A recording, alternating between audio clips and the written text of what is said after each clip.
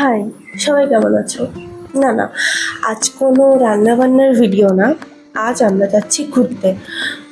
যদিও আমরা বলা চলে না, কারণ আমরা দুজন, আমি আর আমার হাজব্যান্ড এখন যাচ্ছি ওর একটা কলিগের বাড়ি।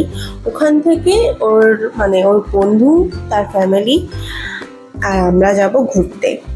এই যে আমরা হাইওয়ে দিয়ে যাচ্ছি। এখানকার গুজরাটের এই হাইওয়েগুলো এত সুন্দর আমাদের এরিয়াতে। মানে এই যে দুটো রাস্তার মাঝখানে কি সুন্দর রঙিন রঙিন ফুল গাছ, এত সুন্দর লাগে না, দারুণ লাগে।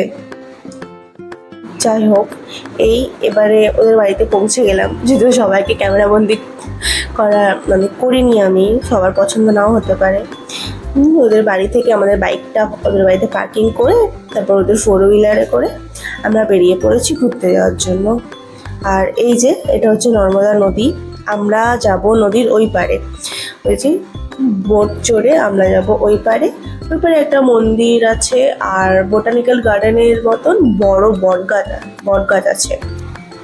ওই যাব, বটগাছটা না পুরো সেই গোল বাউন্ডারি করে আছে আর মাঝখানে আছে মন্দির।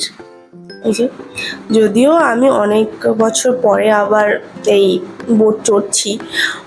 আমাদের ওদিকে খেয়া বলা হয়, ভুটভুটি। এই ভালো লাগলো বেশ। যাই হোক, ওই পারে গিয়ে প্রথমে মন্দিরটা দর্শন করে এলাম। মন্দিরটা খুব সুন্দর ছিল, গোটাটা ভিডিও করতে পারিনি যদিও। যাই হোক, আর এই যে সেই বটগাছের ওপরে ডালে চারিদিকে কালো কালো বাদুড় ভর্তি হয়ে আছে। অসংখ্য বাদুড় ছিল, গুণে শেষ করা যাবে না এত।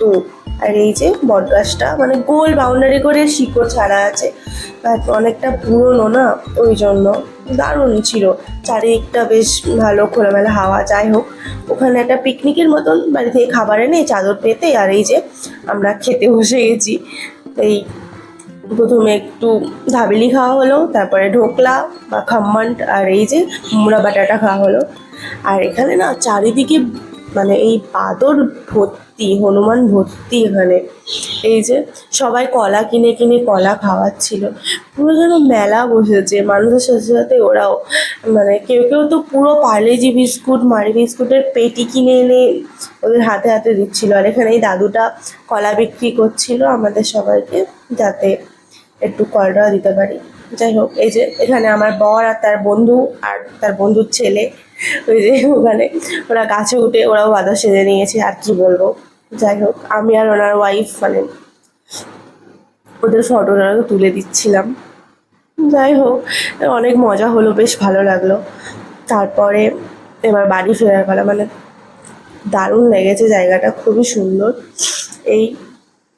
এবারে এই যে রাস্তার সানসেট দেখতে দেখতে আমরা এবার বাড়িতে আস্তে আস্তে চলে যাব। কত সুন্দর লাগছে না, পড়ন্ত বিকেলের সানসেট, দারুণ লাগে।